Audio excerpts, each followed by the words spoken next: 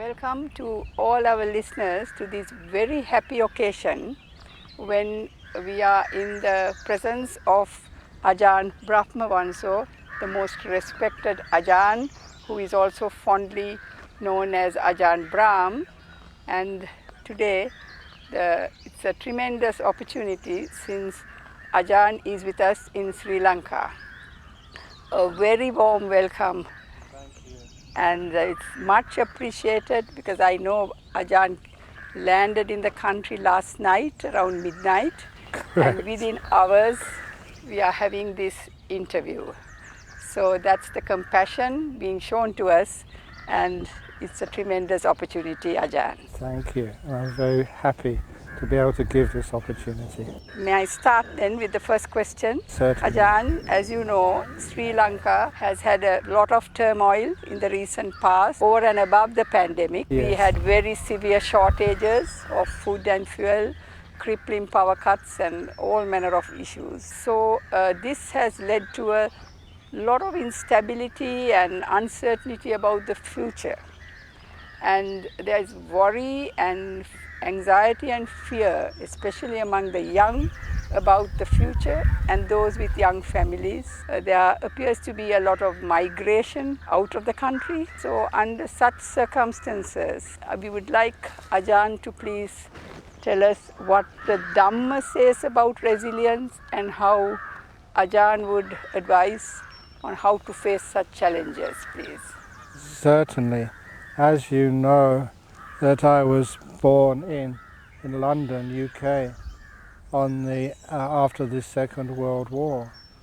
And I still remember just walking in many parts of London and seeing this terrible devastation of that Second World War, which was still there. They used to call it the bomb sites. And still I remember from listening from my mother that much of the food which we ate and which I ate was rationed still. So even a country like UK had a lot of turmoil after the Second World War. But nevertheless, there was a positive attitude, especially by the leaders, to make sure that we didn't allow any negativity to overcome the beautiful positive attitudes that there was a country, there was lots of skilled workers, there was lots of harmony. So let's build up the country again. Every time I've seen places which were devastated, even like, in Germany after the Second World War, many cities were bombed to almost nothing. You see places just like Japan. Some of those cities had nuclear bombs. And if you ever go to Hiroshima or Nagasaki, it's a very moving experience, the suffering and devastation which they went through, but their willingness to build it all back together again. I mentioned Germany and Japan because those two economies became two of the strongest in the world. As far as the Dhamma is concerned, the future is up to us to build. It's not predetermined. And as long as we work together here in Sri Lanka, there's immense possibilities for a very happy, beautiful, prosperous, and also very Dhamma-filled society. Which is why not? I come from overseas. So whenever I come to Sri Lanka, it's an incredibly beautiful country. And it has so many wonderful places, like up here in Bandarawela. Just the views behind me are fantastic. So you have so much positive things going on in the country. Why focus on the negative? Yes. One of my old sayings is if you have a garden and you water the weeds grow and take over. If you water the flowers grow and take over. So please, people of Sri Lanka, water the flowers. Let the weeds get choked by the flowers. Thank you. Thank you for that encouragement and the positivity, Bhante. There are some who seem to be ruminating and worrying over and overthinking And in such a state, the Dhamma, obviously needs a very rational mind and a not quite robust, but to some extent at least, stable mind. How would Bhante see those who are sort of almost getting depressed or anxious in that sort of state, how the Dhamma could help? Where I'm sure the Dhamma doesn't exclude them, but we'd like to hear from Bhante. Of course, the Dhamma doesn't exclude anybody at all. And I'm sure we were just talking before, as a monk I have to be honest, that we were talking about people like Kisa Gotami, people like Patachara. Look, Patachara, she was one of those women in Buddhism which really inspires me. She lost her 2 children, her husband and her 2 parents on the same day. And she was left by herself alone, no other family. Now that should make someone very depressed. And for her, she went mad. And she walked into the Jeta Grove Monastery, the Jetavana, when the Buddha was giving a sermon. But because she was crazy, she walked in there naked, as a young woman without any clothes on at all. And most people said, "Get out of here." And the Buddha said, "No, come in." That idea of welcoming everybody is really important. No matter how they're dressed, no matter what they look like, no matter where they're from, please be welcoming. And Sri Lanka is a welcoming country.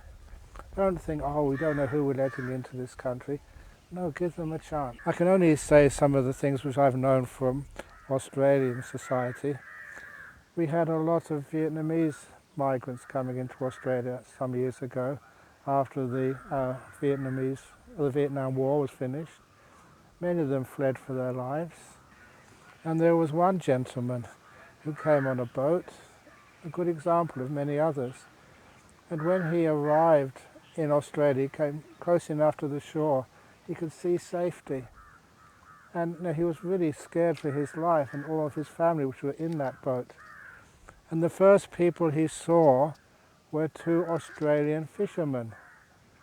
Now it's Aussie culture. As a Buddhist I don't agree with this, but still, the feeling behind it was amazing. They shouted out to this Vietnamese migrant, "Welcome to Australia, mate. Have a beer." And he always remembered that statement.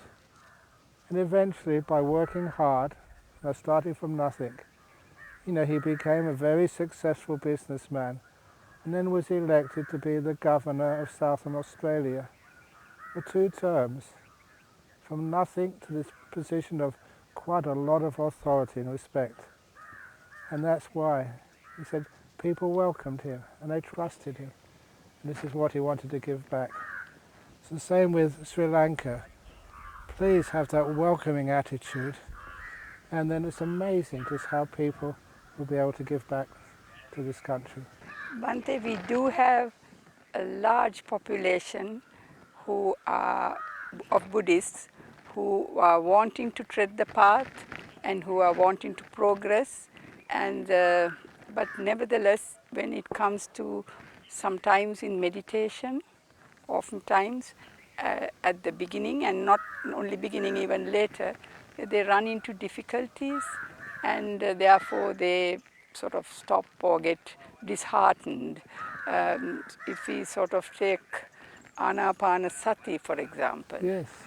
Could we have some practical advice, Bhante, tips on Yes. how to proceed? Certainly. Well, the camera's behind. I can look at some of the trees and the bushes behind me, and you'll see the leaves on those trees and bushes are still when the wind doesn't blow. You don't have to hold them still. Protect them from the wind, and they become still all by themselves. That's their nature. The same as the human mind. If you protect it from wanting, from craving, from desire, from ill will, from frustration, you protect it from those things, and the mind becomes still all by itself. Meditation is not something you do. It's something which happens when you stop doing things. Too many people forget the Dhamma about not controlling a mind which you don't own. It's one of the great sutras of the Buddha is his second sutta, the Anatta Sutta.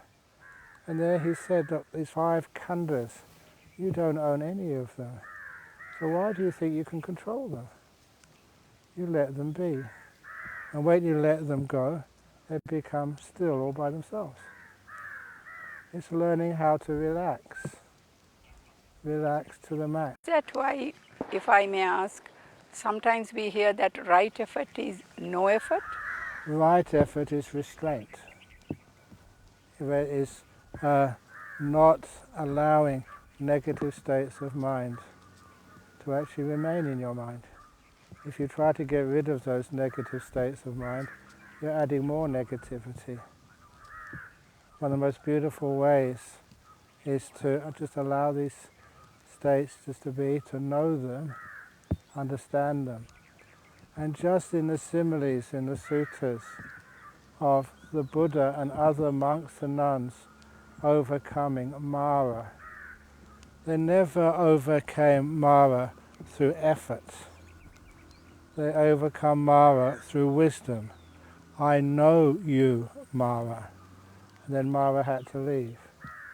So wisdom defeated Mara. Yes. When it comes to the study and practice of the Dhamma, in living in Sri Lanka, there's a lot of study. I mean, every TV channel has almost all the day long.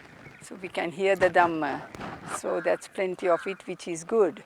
However, how do we balance the two? Because it wouldn't be ideal to have intellectual pursuit, which one gets engulfed in and get to hinder the practice. So how does one balance the study and practice, Bhante? It's good to do some study, to know the basic teachings of the Buddha. But there were some occasions which you will know about where a person came and listened from the mouth of the Buddha himself some teachings, and they'd be very simple teachings and very brief. And from those simple, brief teachings, the Buddha would say, off you go into the forest and meditate. You may know how to cook a curry by studying it, but you need to go and practice. Many times it will be wrong, to be inedible, but you keep on trying until you get the method correct. And that's where you can really test your understanding is accurate if you put it into practice and it starts to work. That's one of the great things with meditation. Yes, it's simple to understand what meditation is and how to meditate, but actually to be able to do it, people can know all the 16 stages of Anapanasati, but how many people can actually get into those jhanas? They think they know, but they don't. Another good example of that is where the Buddha said that if you know the Four Noble Truths, if you really know the Four Noble Truths, then you can put your hand up, you're an arahat. So we think we know, but there's always some stuff which we can't see, we don't see. And that's where the practice is necessary to test out your understanding. Bhante, mindfulness is the key to a lot of things, to the Dhamma, to the practice. And mindfulness is being encouraged from the school levels now. So that's all very good. But I would like to hear from Bhante mindfulness and kindfulness, which Bhante coined the word. But I think we'd like to hear more about that, the connection or the difference. Even mindfulness, you may think this is an extreme example, but even a drunken man is mindful enough to find his way home, even when he's been drinking a lot. I don't know how he does that, but he can manage to get back home. Mindfulness has many different levels and powers. That's why I also coined the word There's ordinary mindfulness, powerful mindfulness, and superpower mindfulness. Mindfulness has different intensities.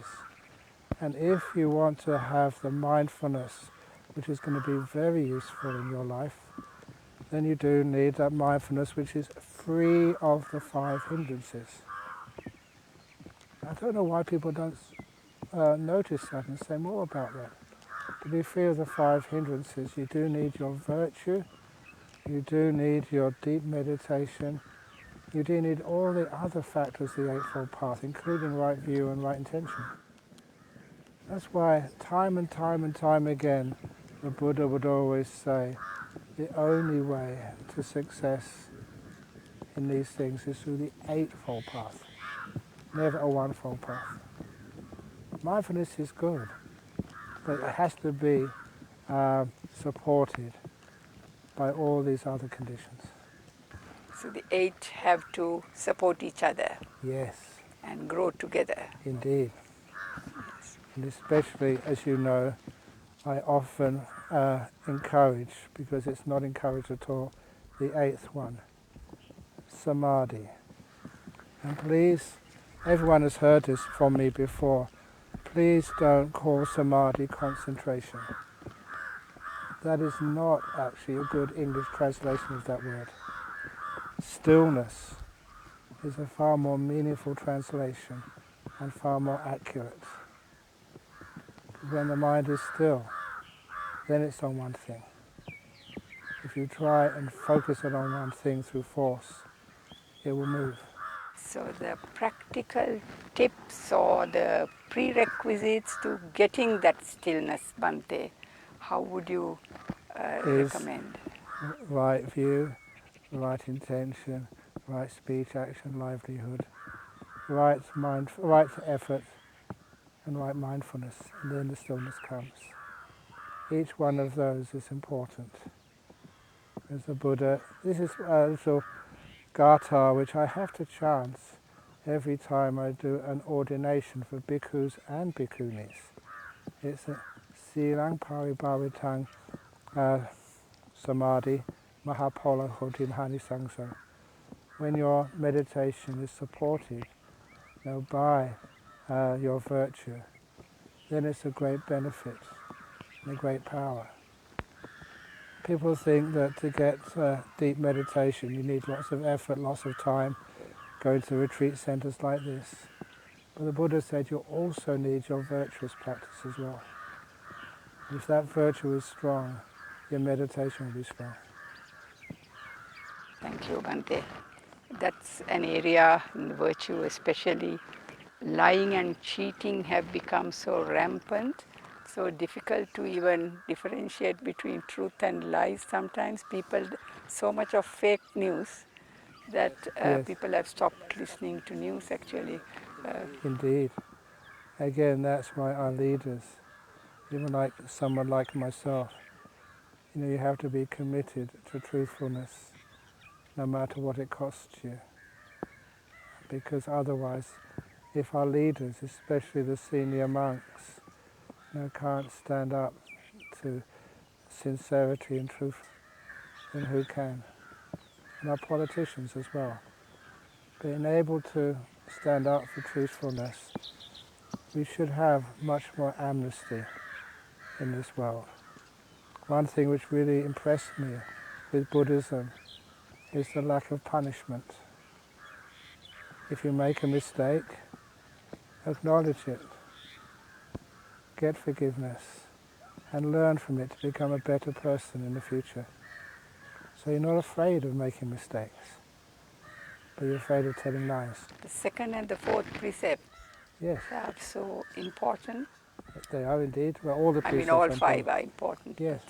Right. Bhante, what advice would Bhante give to a person who has sickness and needs to meditate? Well, this is a personal story because when I was, I think my first year as a monk in northeast Thailand, I got a terrible fever. It wasn't dengue. Well, actually, people didn't know what it was.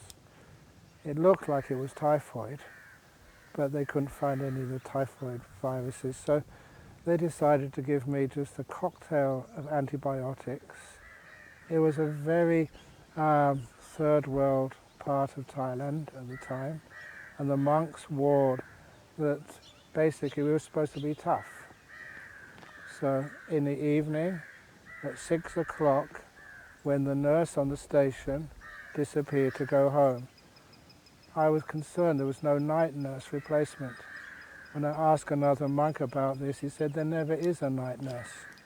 If you get even more sick at night time, that's just unfortunate karma. So it was not a very, very pleasant experience. But after 4 or 5 weeks of fever, it was one day, I'd never been as weak as that in my whole life. Even now I'm old, but I never felt some lack of energy as after 4 or 5 weeks of a fever. It turned out actually to be scrub typhus, which wasn't supposed to be there, but because we were Westerners, the locals had their natural immunity, we never did. So anyway, that I was so tired and exhausted, one day I decided I'm just going to meditate anyway. And I meditated on the bed in hospital, and it wasn't in a posture you'll ever see in any book. You may have seen people in hospital, one arm this way, one arm that way, legs all over the place. But nevertheless, you could get into a really, really nice deep meditation. And that personal experience showed me that your body, being weak or being old or being very sick or having fever, it makes it more difficult, but it never makes it impossible. Because when you do your meditation, it's learning how to access the citta, the mind, not the body. You can bypass the body, and that's where all old age and sickness live. You go past that. Even very sick people, they can. Maybe they won't because they don't have enough confidence and skill, but it can be done. If there was previous skill, possibly. Yeah, you did, but how do you know what skill you had in the past? So just take it for granted, or maybe maybe I have had previous skill. So give it a try. Why not? And the management of pain through meditation, as an effect of meditation. Indeed. You may know how the Buddha taught there's 2 types of pain. They call it like the mental arrow, the mental thorn, and the physical one. And the most important part of that is the mental reaction. The physical one is maybe 5%, 10% of the pain. How we react to it is the biggest problem. And even in the monastery where I grew up in Thailand, just a group of monks, we had a book there of how to give birth, women giving birth to babies. And people would often say, what's that doing there in a monk's monastery? And it was because a community in the United States had decided when somebody was going to give birth, let's just change just the whole attitude towards this. Never call it labor pains, call it labor energies. Just that much, not expecting to interpret this as a pain, but as an energy. That actually changed a lot of the experiences of the mothers-to-be giving birth.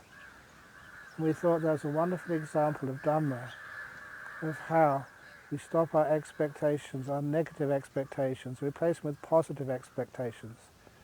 Like the question you started with, the future of Sri Lanka. If you have negative expectations, this is going to hurt, this is going to hurt, this is going to hurt, then it does hurt. But when you change it to a positive expectation, this can be done.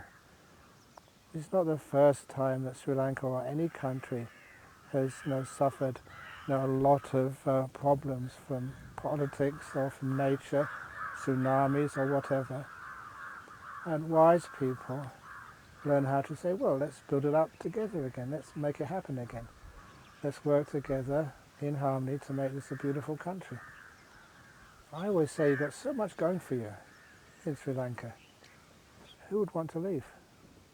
Good to hear. Yes, of course. Yeah.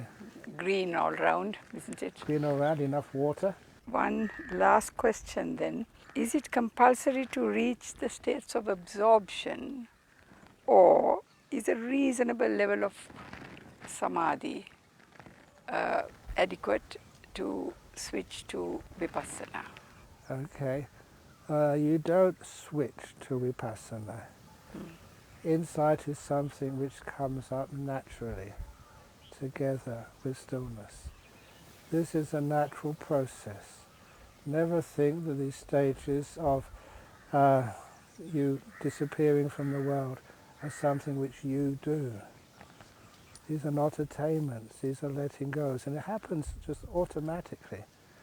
If you have a very deep stage of meditation, it's almost impossible. I cannot imagine that anyone can actually say that they have to do something afterwards. You keep looking at these stages and you can't forget them, and you are going to see. Can I give you a quick simile? Yes, please. Okay. It was a simile of the tadpole and the frog. A tadpole born in the water, lived all its life in the water, can never understand what water is, no more than a fish can. The difference between a tadpole and a fish is a tadpole one day grows to be a frog, and the frog one day jumps out of the water. Imagine that experience. The frog is now squatting on dry land. Now it has the opportunity to know what water is. And once it knows what water is, only when it's gone and disappeared, that's what water is. That's why in the deep meditations things have vanished. In the deep meditations, one of the things which have vanished are your body and the five senses. How on earth can you really understand what the five senses are when you've been born in them, lived all your life in them? They've always been there for you. And now you get into the jhana, now they're gone for the first time in your life. That's going to change much of the way you look at things. That's where insight comes from. It's within it. It's within it, it's caused by it. Samadhi pachaya yata bhutayana dasanang. Sama samadhi is always called by the Buddha the four jhanas. So the four jhanas are the cause for seeing things as they truly are. Much merit, Bhante. Yeah. We started with fairly our turmoil. Yeah. We are ending with a very high level of tranquility. Yes. Thank you, Bhante. Much merit on Yeah. behalf of all of us who are the beneficiaries of listening to Bhante. And may Bhante have a happy, of course Bhante is always happy, and long life. Yes. And may all Bhante's spiritual aspirations be fulfilled. Excellent. They're not my aspirations. And thank you for your very respectful questions.